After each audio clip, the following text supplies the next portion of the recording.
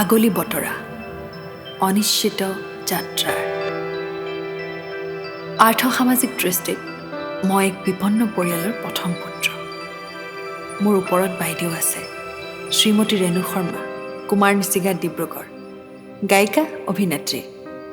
বাইদেৱে পুৱতি নিশাৰ সপোন আৰু লাচিত বৰফুকন কথাছবিত আৰু বহু নাটকত শিৱসাগৰ আৰু গুৱাহাটীত অভিনয় কৰিছিল।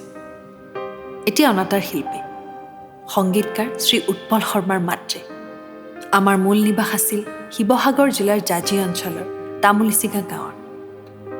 গাৰ্গ গোত্ৰৰ সচল ব্ৰাহ্মণ পৰিয়াল আৰু ইতিহাসে কয় অতীজতে কনৌজৰ পৰা অহা বা আহোম ৰজাই অনা কেইটামান গাৰ্গ পৰিয়ালৰ মানুহৰ এটা ঠাল কামৰূপৰ টিহু অঞ্চলত আৰু কোনোবা এটা ঠাল শিৱসাগৰ জিলাৰ জাজিত বসতি কৰিলে। এই তথ্য কিছুদিন আগতে জুবিন গাৰ্গ জীৱনৰ পৰা গানলৈ নামৰ গ্ৰন্থ উন্মোচন কৰোঁতে গ্ৰন্থখনৰ প্ৰকাশক চন্দ্ৰপ্ৰকাশৰ স্বত্বাধিকাৰী শ্ৰী ৰাজেন্দ্ৰ মোহন শৰ্মা আৰু ভাতৃ শ্ৰী ৰবীন্দ্ৰ মোহন শৰ্মাৰ পৰা বিশদভাৱে জানিব পৰা গ'ল। তেতিয়াৰ পৰা আমাৰ দুয়োটা পৰিয়াল অতি ঘনিষ্ঠ হৈ পৰিল। এই বিষয়ত সুযোগ ওলালে বিস্তাৰিত লিখিম। জীৱিকাৰ খাতিৰত দেউতাই কেইবাখনো বাগানত চাকৰি কৰিও নিজৰ উদ্ধত স্বভাৱৰ কাৰণে ক'তো টিকিব নোৱাৰি শেষত শিৱসাগৰ জিলাৰ শেষ ৰেল ষ্টেচন বৰহাটত বাগানৰ গ্ৰেজিং মাটিত এডোখৰি কৰি বসবাস আৰম্ভ কৰিছে। সেয়া 1954 চনৰ কথা। মই 4ৰ্থ শ্ৰেণীত নাম লিখিছোঁ। একেবাৰে অনুন্নত জেগা আছিল বৰহাট। বাগান এমখাৰ বাদে একোৱেই নাছিল। তেতিয়া কাষৰীয়া নগাসকলৰ বাবে গুৰুত্বপূৰ্ণ দেওবৰীয়া বৰহাট বজাৰ। সেই বজাৰত তেতিয়া আমি উলংগ নগা নাগিনীক বজাৰলৈ অহা দেখিছিলোঁ। এহবাজ্য শিক্ষা আৰু চাকৰিৰ সন্ধানত যোৰহাট পালোহি। ঘৰৰ গোটেই পৰিয়ালটোক ভাড়াঘৰ লৈ লগত ৰাখিব লগা হ'ল। এটা চৰকাৰী অফিচৰ সৰু কেৰাণীৰ চাকৰি আৰু পুৱা সন্ধ্যা কেইটামান টিউচন। এইদৰেই সংসাৰৰ নাও ডুবিও নুডুবাকৈ চলি থাকিল। জীৱনে কোনো দিশ নোলোৱা হ'ল।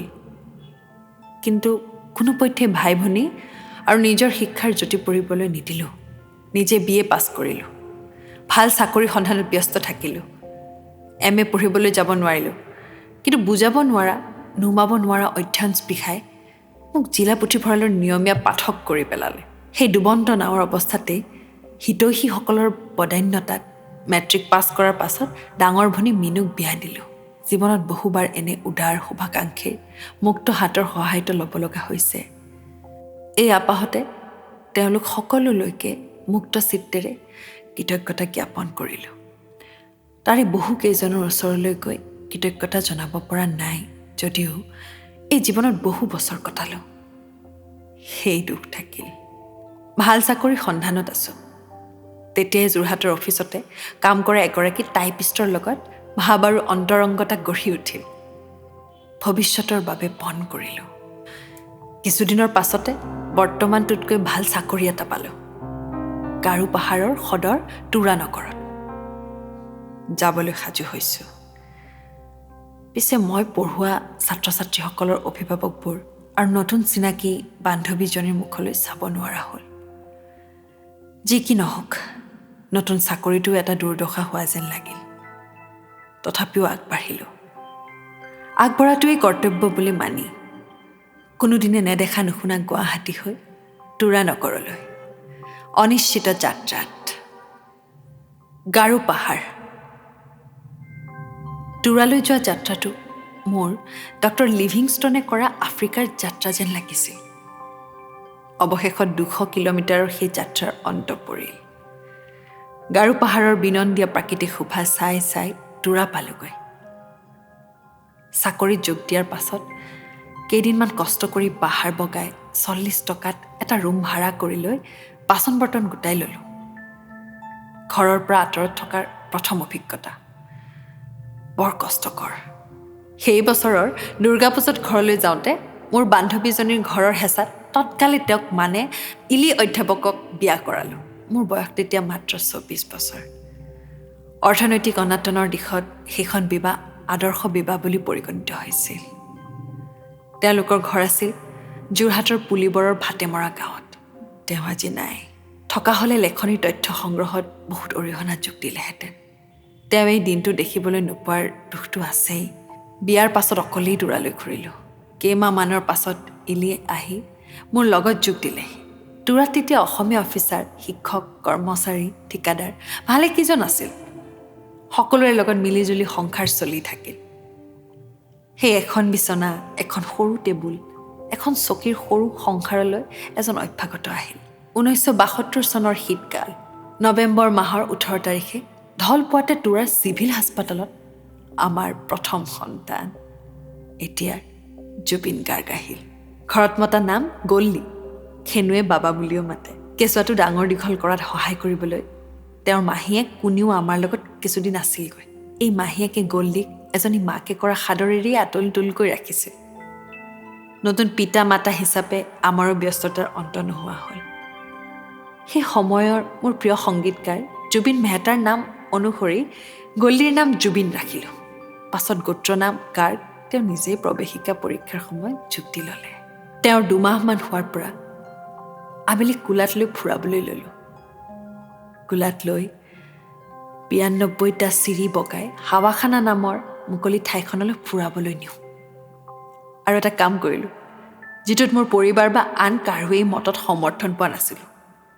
পুৱা 4মান বজাতে উঠি মই কোঠাৰ পূব দিশৰ অৰ্থাৎ পাহাৰটোৰ ফালৰ খিৰিকীখন খুলি দিছিলোঁ। প্ৰত্যেক দিনাই বিশ্বাস আছিল, পুৱাৰ পৰিষ্কাৰ বতাহ নাকেদি সোমালে মানুহৰ পৰম উপকাৰ হয়। বৰ্তমানৰ তেওঁৰ গান গোৱাৰ সামৰ্থ্যৰ ওপৰত সেই কেঁচুৱাতে পোৱা পুৱাৰ পবিত্ৰ বায়ুৰ কিবা প্ৰভাৱ আছেনে নাই নাজানো, কিন্তু মোৰ বিশ্বাসে ফল ধৰা যেনে লাগে। আৰু এটা কাৰ্য ধীৰে ধীৰে কেঁচুৱাটোৰ অভ্যাসত পৰিণত হ'লগৈ।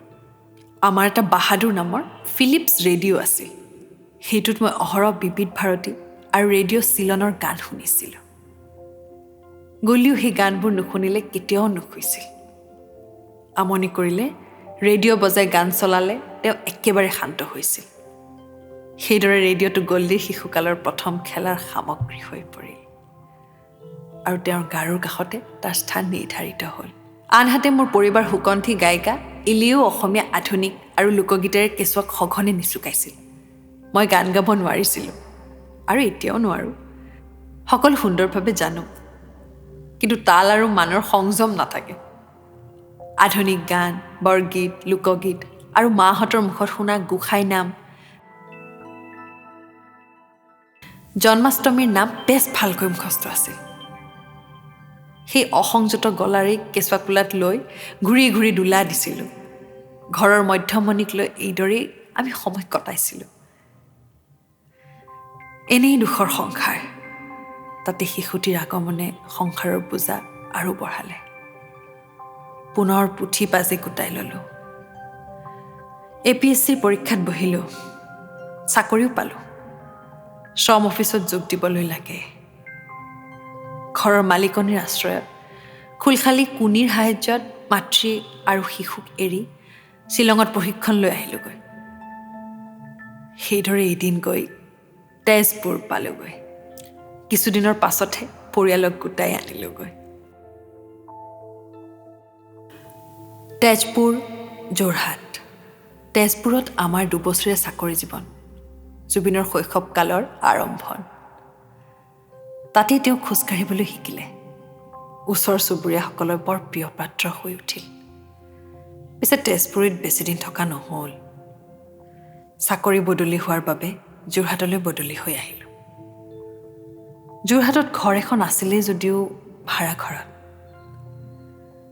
কিছুদিন সেইদৰে থকাৰ পাছত পৰিয়ালটো ডাঙৰ হোৱাৰ হেতুকে মা দেউতাহঁত বৰহাটৰ পুৰণি ঘৰলৈ গুচি গ'লগৈ। ইতিমধ্যে আমি তুৰাত থাকোঁতেই মাজু ভনী শ্ৰীমতী বিনুৰ বিয়া হৈ গৈছিল যোৰহাটৰে সৰ্বায় বন্ধাৰ শ্ৰী ছবিন অধ্যাপকৰ লগত। যোৰহাটত আত্মীয় সকলো মানুহ থকাৰ হেতুকে থাকিবলৈ ভাল লাগিছিল। তাতে আগৰ বন্ধুবোৰ পাইছিলোঁ। শহুৰৰ ঘৰখনৰ পৰা বিশেষ সহায় পাইছিলোঁ। জুবিন তেতিয়া 5 বছৰীয়া হ'ল। চিনামৰাৰ ইংলিছ মিডিয়ামৰ স্কুল কাৰ্মেলত নাম লগাই দিলোঁ। শিশু শ্ৰেণী। সিহঁতৰ গাড়ীখন চোলাধৰাৰ আলিমূৰৰ পৰা পুৱা লৈ যায় আৰু দুপৰীয়া থৈ যায়হি। দুপৰীয়া মাকে আনেগৈ। প্ৰথম দিনা এটা সামান্য যদিও আমাৰ কাৰণে এটা ডাঙৰ ব্যতিক্ৰম ঘটিল।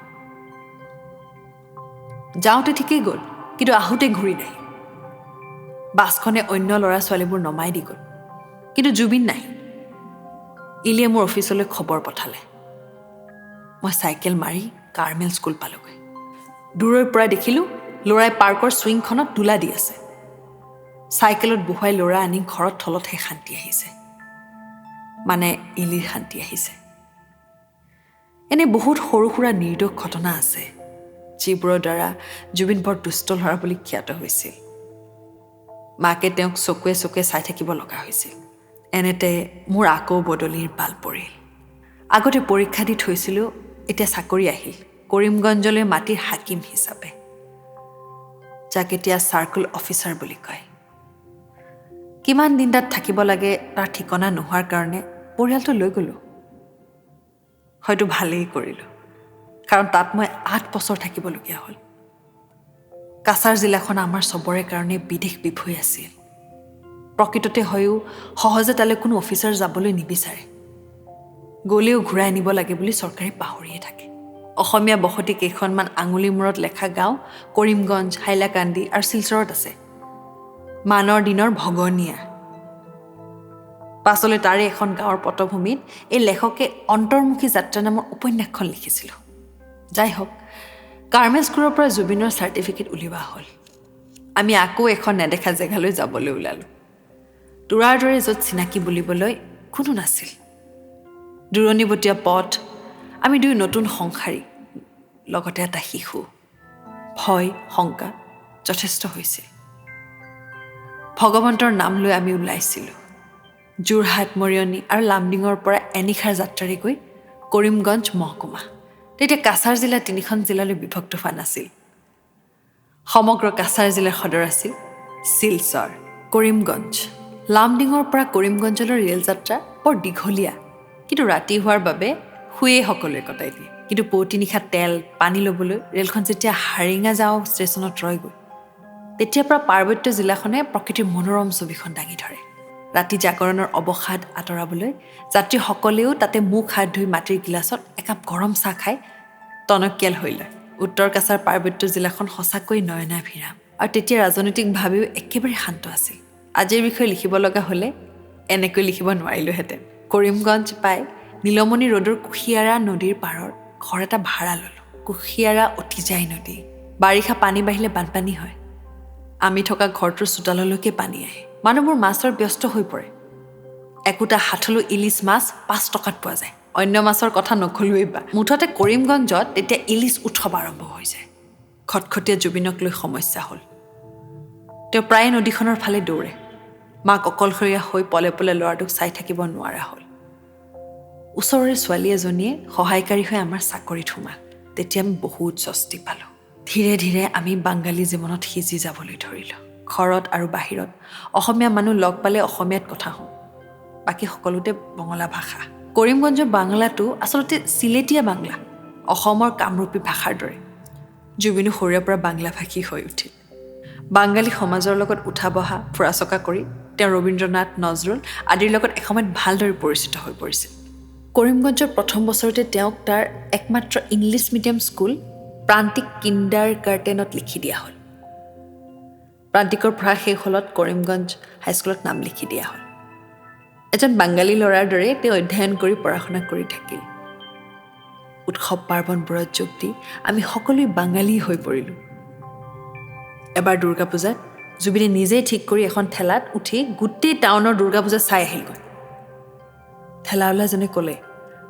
হাকিমৰ পুতেকক পূজা দেখুৱাই আনিলোগৈ ইফালে ঘৰত হুলস্থুল কোনোবা এজনে ৰাস্তাত দেখি আহি কোৱাতহে সান্তনা এনেধৰণৰ অদ্ভুত ঘটনা তেওঁ বহুত ঘটাইছিল যিবোৰৰ বেছিভাগেই মই এতিয়া পাহৰিছোঁ মুঠতে আমি কোৱাৰ্টাৰ পোৱা ছেটেলমেণ্ট নামৰ আৱাসিক এলেকাটোত সেই নোহোৱা নোপোজা কাণ্ডবোৰে জুবিনক বিখ্যাত কৰি পেলাইছিল কেতিয়াবা বিচনাত গাৰুবোৰকে শত্ৰু বনাই অমিতাভ বচ্চনৰ দৰে যুদ্ধ কৰি লেং খাই পৰি থাকে বচ্চনৰ ছবিবোৰ তেওঁৰ বৰ প্ৰিয় আছিল অমিতাভৰ দৰে 3 পিচ চুটো পিন্ধিছিল ভনী দুজনী জংকী আৰু পামী কিছু ডাঙৰ হোৱাৰ পাছত খেলিবলৈ ঘৰতে লগ হ'ল ঘৰতে গান টানি থকা আৰু প্লেয়াৰত ৰেকৰ্ড বজাই গান শুনাটো চলি থাকিল ল'ৰাটোৰ অহৰহ গানৰ প্ৰতি ধাউতি দেখি আমি কৰিমগঞ্জৰে বিশিষ্ট তবলাবাদক শ্ৰী ৰবীন বানাৰ্জীৰ তলত তবলা শিকিবলৈ দিলোঁ। এটা সুবিধাৰ কথা হৈছিল যে শ্ৰী বানাৰ্জীৰ জীৱনৰ প্ৰথম ভাগত নামনি অসমত থকাৰ সুবাদত সুন্দৰ অসমীয়া ভাষা জানিছিল। লাহে লাহে মানুহজন আমাৰ ঘৰৰ মানুহ হৈ পৰিছিল। কৰিমগঞ্জ বানপীড়িত অঞ্চল, কুশিয়াৰা আৰু লংগাই নদীৰ চেপাত অৱস্থিত। গতিকে স্বাভাৱিকতে বেছি বৰষুণ হ'লে উফন্দি আহি দুয়োখন নদীয়ে কৰিমগঞ্জকে বুৰাই পেলায়। কুশিয়াৰা হ'ল বহু বিখ্যাত বাংলাদেশীৰ সুষমা নদী, শিলচৰত ইয়াৰ নাম বৰাক। এইখনৰ দৰে লংগাইও মণিপুৰৰ পৰা নামি অহা নদী। বৰ বিখ্যাত এই দুই নদী। এই লিখকে নিজৰ উপন্যাস অন্তৰ্মুখী যাত্ৰাত এই দুই নদীৰ সৈতে ভাৰতীয় মানুহৰ অন্তৰংগতা আৰু ইতিহাসৰ বিষয়ে সবিশেষ বৰ্ণনা কৰিছে। সেয়ে মই নিয়মিত বানপানীৰ অত্যাচাৰ, মই অহৰহ বান সাহায্যৰ কামত আৰু কেইবাটো নিৰ্বাচনৰ কামত ব্যস্ত থাকিব লগা হোৱাত ঘৰৰ ফালে ধ্যান দিব পৰা নাছিলোঁ। সেয়ে মোৰ পৰিবাৰ ইলিয়ে দেহে মনে খাটি ল'ৰা ছোৱালীকেইটাৰ যত্ন লৈ থাকিল। তেওঁ নিজে সুকণ্ঠী গায়িকা হোৱাৰ হেতুকে জুবিন আৰু জংকীক প্ৰাথমিক গান শিকোৱাৰ দায়িত্বও তেওঁৱেই পালন কৰিছিল। তেওঁলোকক সংগীতময় জীৱনৰ লাইখুটা পোতাত তেওঁৰ অৱদান আন কোনেও দিব নোৱাৰিলেহেঁতেন। আজি তেওঁ নাই, থকা হ'লে পৰম সুখী হ'লহেঁতেন। কৰিমগঞ্জত দীৰ্ঘদিন থকাৰ আপাহতে তাৰ যাত্ৰা দল শিল্পী তীৰ্থৰ সৈতে মই একাত্ম হৈ পৰোঁ। আৰু সেই দলৰ সৈতে মই এটা বছৰতে 3খন যাত্ৰা কৰিলোঁ।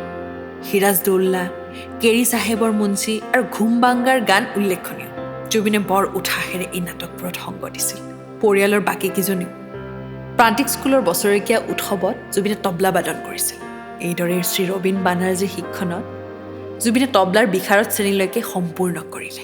সেই দিনবোৰত আমাৰ ঘৰত প্ৰায়ে গানৰ আচৰ হৈছিল। যোগ দেউতাসকলৰ ভিতৰত প্ৰধান আছিল দীপংকৰ দাস, অৰুণ দাস আৰু দীপক ৰুদ্ৰ। এওঁলোক তিনিও সংগীত প্ৰেমী। তাৰ ভিতৰত অৰুণ দাস সুগায়ক, এতিয়াও গান গাই আছে। বৰষুণৰ বতৰ হ'লে তেওঁলোক আমাৰ ঘৰতে থাকিও গৈছিল। তিনিও কৃষি বিভাগৰ সম্প্ৰসাৰণ বিষয়া আছিল। অৰুণ দাসে তেওঁৰ গীটাৰখন লৈ আহিছিল। ইতিমধ্যে বহুদিনৰ মূৰত মোলৈ বদলিৰ হুকুম আহিল, বিজনীলৈ। তেতিয়া কোকৰাঝাৰ জিলাত, এতিয়া বাক্সা জিলাত। দীৰ্ঘদিনীয়া সূত্ৰে এখন জেগাত থকাৰ পাছত হঠাতে এৰি আহিব লগা হোৱাত কিছুমান অসুবিধাৰ মুখামুখি হ'ব লগা হ'ল। জুবিনেও লগ সংগবোৰ এৰি আহিব লগা হোৱাত মনত বৰ কষ্ট পাইছিল। যাই হওক, কৰিমগঞ্জৰ পৰা উভতাৰ প্ৰস্তুতি কৰিলোঁ অচিন দেশলৈ।